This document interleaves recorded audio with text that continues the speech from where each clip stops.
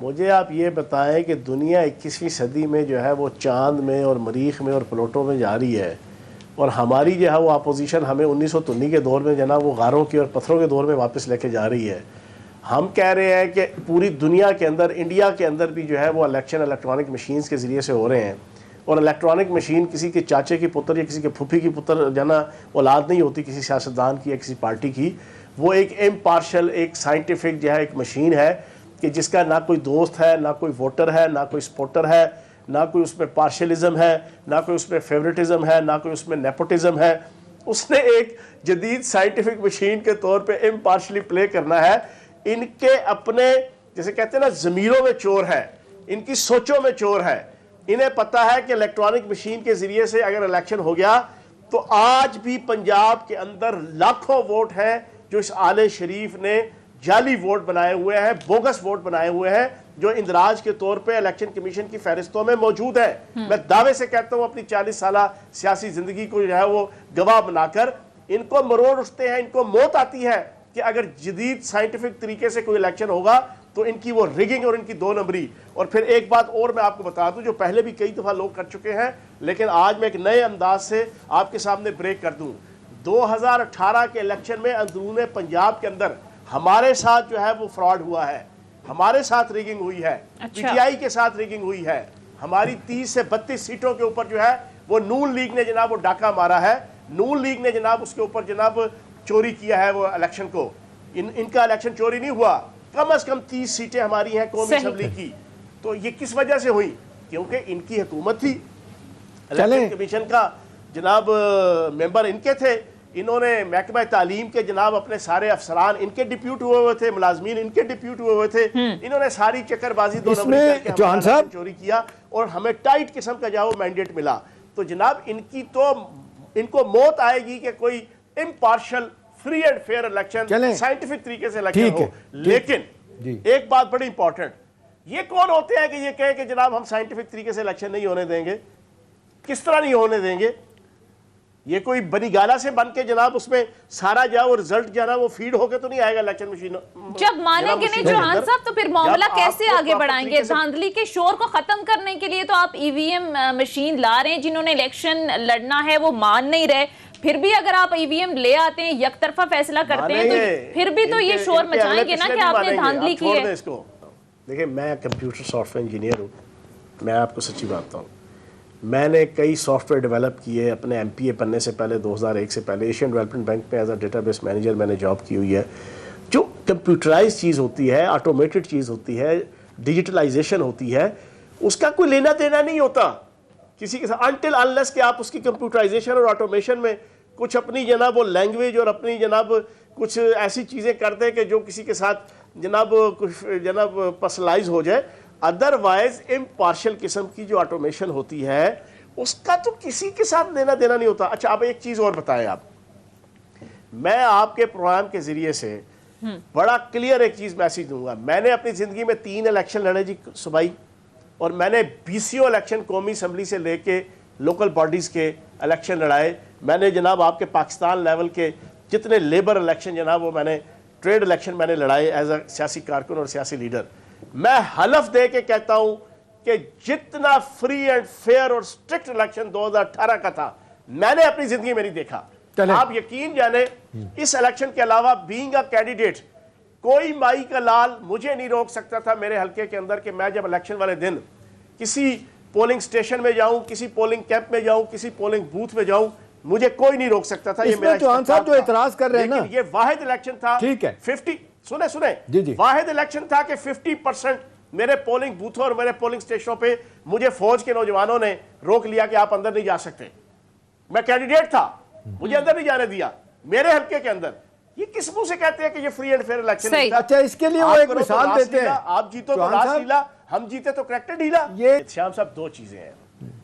अब मैं इस वक्त वजीर साइंस एंड टेक्नोलॉजी नहीं हूं, लेकिन जो मैं समझता हूं, एक है आपकी मौके के ऊपर जनाब पोलिंग होना, मौके के ऊपर इलेक्ट्रॉनिक मशीन है, उसने ज्यादा से ज्यादा क्या करना है, उसके पास पूरा डेटा फीड होगा, ठीक है जी, आपकी पूरी उस हलके के उस बूथ की उस स्टैटिस्टिकल कोड की पूरी लिस्ट, उसमें जनाब पूरी की पूरा इंदराज होगा, कंप्यूटराइज, और फिर उस जिसका वोट होगा उसकी शक्ल, उसका थंबनेल, उसकी जनाब ईच एंड एवरीथिंग। वहां पे तो सिंपल ये होना है कि बोगस वोटिंग जनाब वो पोल हो सकेगा। इसकी तो सिर्फ इलेक्ट्रॉनिक मशीन की अवेलेबिलिटी, फिजिबिलिटी और उसका फंक्शन सिर्फ ये होना है। दूसरा होता है कि आप इलेक्शन कमीशन के अंदर जो आपके फॉर्म 15, 16, 12, 14, 45, 46 जो भी होते हैं, जो रिजल्ट आता है उसको आपने फीड करके पूरे का पूरा कंपाइल करना इलेक्शन को, वो अलहदा है। जो मौके के ऊपर आपने वोट पोल कराना है उसके लिए इलेक्ट्रॉनिक मशीन का किरदार सिर्फ और सिर्फ इतना है कि आपकी जो वोटिंग लिस्ट है वो 100% फ्री एंड फेयर, उसके पास पूरी की पूरा इंदराज होगा, और जो बंदा आएगा उसका थंबनेल, उसकी जनाब वेरिफिकेशन, उसकी rectification 100% free and fair, 100% neat and clean ठीक हो गया करेगी। चलें, दो ठीक है, चीजें मुख्तलिफ है। सही। ये जो अमेरिका की मिसाल देते हैं वो इलेक्शन कमीशन के अंदर जो आपका हलकों का रिजल्ट जाएगा, पोलिंग बूथों का रिजल्ट जाएगा, वो टोटल होगा, कंपाइल होगा, वो एक अलग चीज है। मौके की इलेक्ट्रॉनिक मशीन ने सिर्फ आपका वोट पोल कराना है। ठीक है, फयाज चौहान का शनाख्ती कार्ड साफ सुथरा होगा, फयाज चौहान का थंबनेल बिल्कुल फ्री एंड फेयर होगा जनाब, तो वो वोट पोल कर सकेगा। मैं हैरान हूं, लुक हु इज टॉकिंग।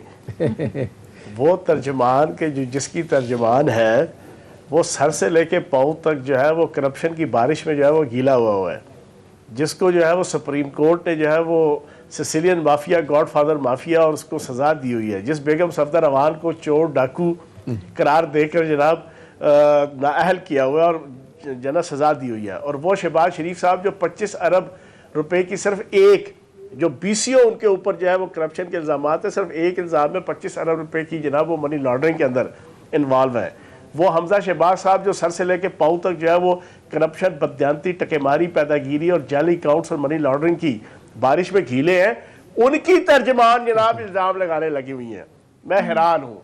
ये क़यामत की निशानियों में से ना चंद निशानियाँ हैं ना ये तो मैं ये समझता हूँ इसके ऊपर मैं क्या तबसरा करूँ। और फिर ऑरेंज लाइन ट्रेन, ये आज आपके प्रोग्राम की वसातत से मैं दोबारा तज़कीरे नफ्स के लिए पाकिस्तान की आवाम के सामने रख दूं। 60 करोड़ रुपया महीने की जनाब खर्चा है। कितना?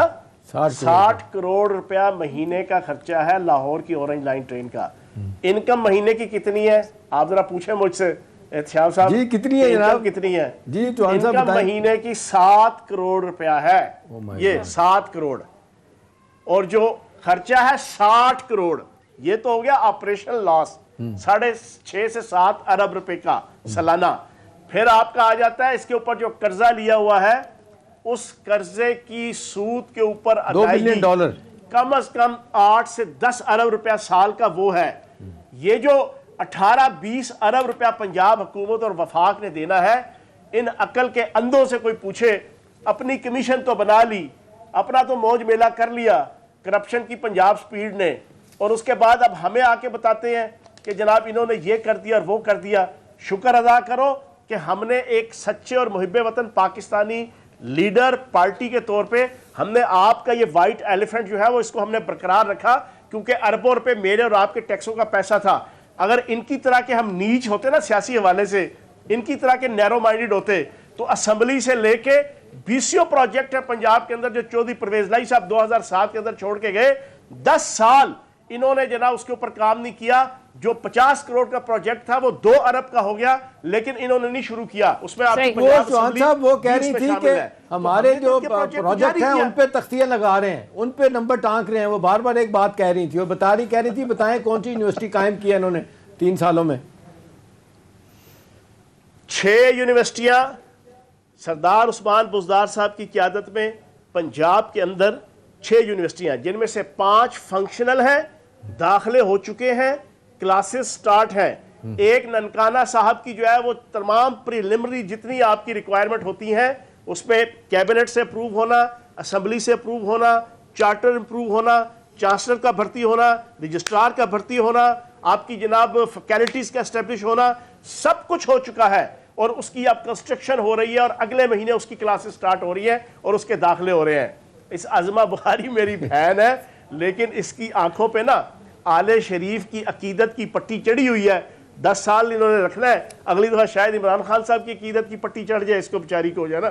तो ये इस वजह से जो ना लैला को जिनको दिखाई देता है और मजनू दिखाई देती है। अब इस पे मैं कुछ नहीं कह सकता। सही, ठीक है। ऐसे चौहान साहब जरा आगे बढ़ते हैं। 16 यूनिवर्सिटियां और इंशाल्लाह अगले 2 सालों में बनेगी। 21 यूनिवर्सिटियां पंजाब के अंदर, 21 यूनिवर्सिटियां सरकारी,